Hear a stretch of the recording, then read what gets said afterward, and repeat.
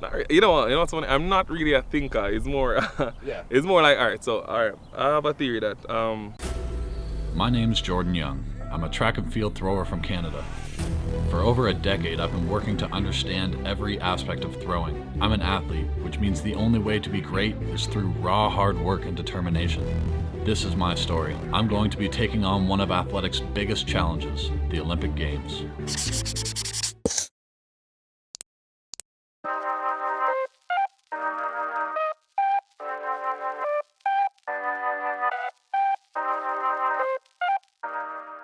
What's going on, guys? Welcome back to another episode of JY Throws. I'm currently in Tucson, Arizona, and over the last 2 days I've been lucky enough to practice with Fedrick Dacres, who's almost a 71-meter discus thrower, and I got a chance to ask him a few questions to share with you guys.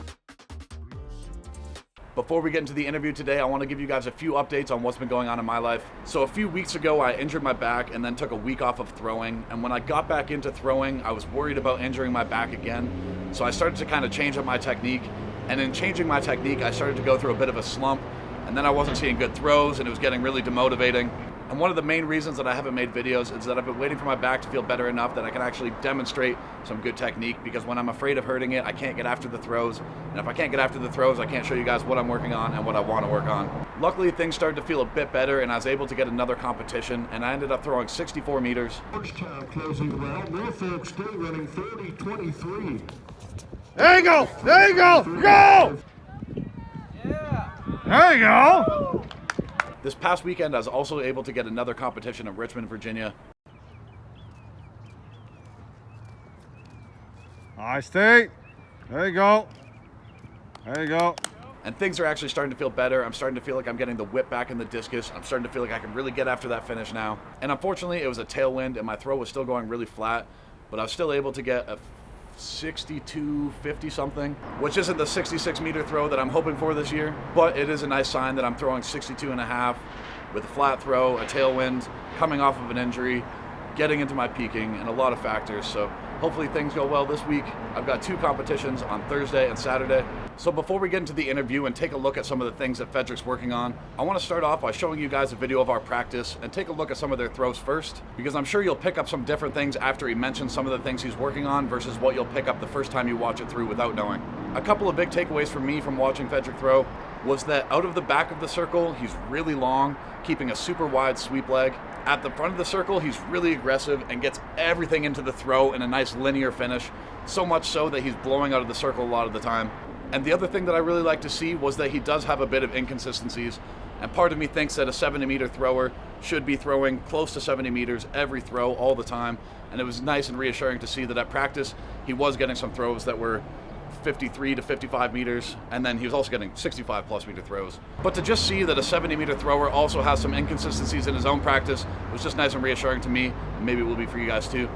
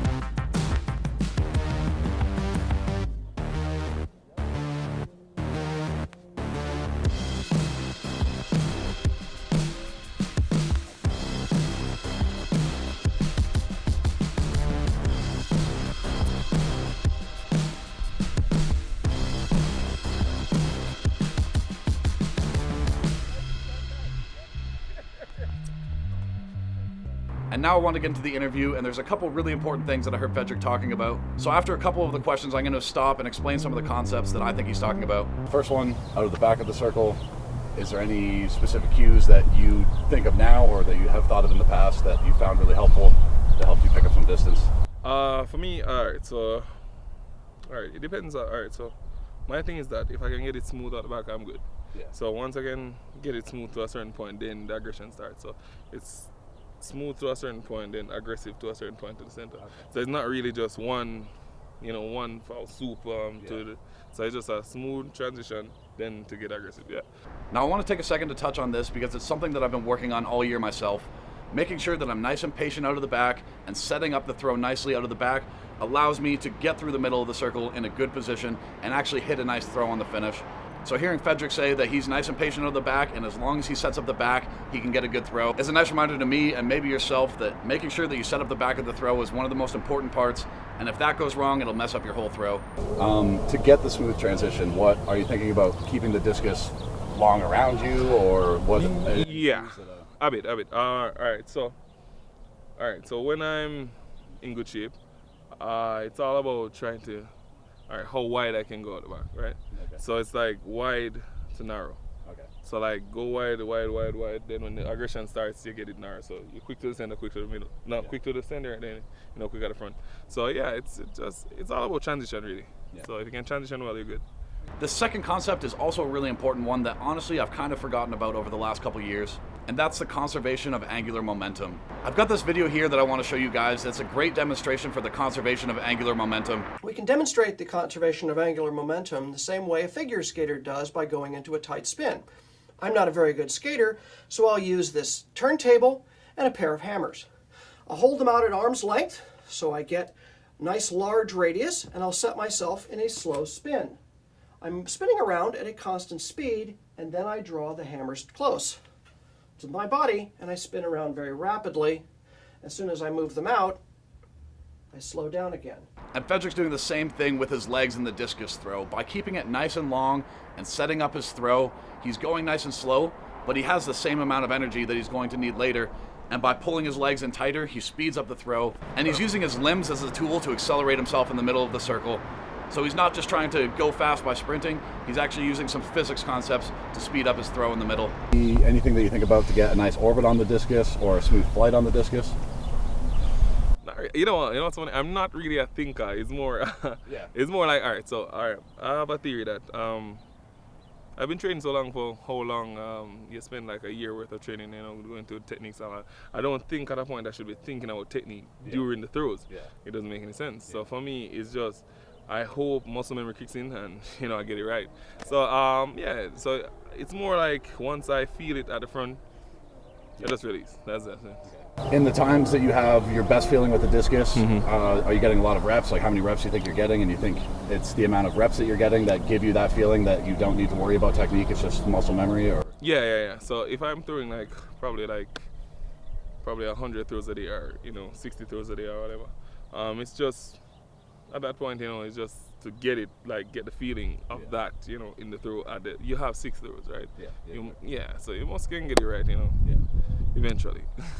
But it takes time, though. It takes time to fine tune where you're supposed to be. Yeah. Now this one I think is pretty interesting because he gets so many throws, and it makes so much sense that he gets a good feeling because he's just getting so many reps a year. For myself, I'm trying to get 20 to 30 full throws in a practice, and then another 10 to 20 standing throws in a practice. So if he's including standing throws, I'm only at 50 throws, and he's doubling that sometimes. And if he means he's doing 100 full throws of practice, I mean, that's just hours of practice. I don't know how he does it. But it makes sense to me that getting thousands of throws a year, you're just going to get a great feeling for the implement, and you're going to start to figure out how it flies and just really get that muscle memory locked in, so you don't need to think about your technique at all. Any tips for young throwers that are struggling, or anything that you think they should hear? All right, for me, I think don't take it too seriously. Because, if you take the fun out of it, there's no real reason for you to train, really. It becomes a chore. Yeah. So for me, I like the people I'm around, like training, is always fun and funny. So, even with my young guy Kai, he's coming up and all that, he's very intense. So sometimes, I have to relax and run a few jokes and all that, laugh about the technique, do a bit of food, mock others' techniques and all that. And so it's just to keep it relaxed, keep it fun, and just throw. Absolutely. Yeah. Awesome, man. Appreciate it. Thank you very much. I got you, man. Now, this last point I also want to touch on because I think what he's saying is really valuable, and it's that you really do need to enjoy the process of throwing or just being an athlete in general. And there's a lot of days where you're going to be sore or tired, and if you don't enjoy it, then it's hard to get out there, hard to have a good productive practice. All of the times that I've thrown the best of my life, I've been looking forward to going to practice every day. I'm enjoying the people that I'm around. And when I enjoy practice, I have a lot more productive practices. I'm pushing myself harder in the weight room, and I just get excited to go throw and lift every day. And for myself, before I transferred to the University of Virginia, my first 2 years of college, I was working with a coach that really didn't like me. And having a coach that didn't like me made going to practice miserable. It made going to the weight room miserable. I didn't want to push myself hard in the weight room. I didn't want to push myself hard throwing, and I was just looking forward to getting my throws done and getting out of practice as quick as possible because I just didn't like being around the coach didn't like being around me, and it was just a miserable situation. And when I transferred to Virginia, I had a team around me that was all great people. I had a coach who was motivating and pushed me to be a better person. And having just those two things made practice fun, and then my throwing distances went up. I looked forward to practice every day, and I couldn't wait to try to improve my technique. And the same thing goes for the weight room. If I'm pushing myself way too hard in the weight room and I'm really beat up and worn out, it also can make practice not fun. So on days like that, I like to back it off a little bit, or I at least try to modify my program so it's not wearing me out as much. And by going a little bit easier in the weight room day to day, it keeps me training more consistently. So even though if I'm pushing myself hard in the weight room and wearing myself out, I might see some gains early, but then I injure myself and I've got to take time off and I go back down. Where if I can just practice consistently and enjoy practice and enjoy my lift, then it starts to go up and it just slowly keeps climbing up because you just stay consistent. So it's definitely worth enjoying it, enjoy the process. Anyway guys, hopefully you enjoyed this video. I'm gonna go edit this video and rest up for competition. I compete later this afternoon. Today's actually Thursday. So hopefully I can get this video up today for you guys, and then hopefully another one soon showing you my competitions from this weekend, provided they're actually decent competitions. Anyway, I'll see you guys later.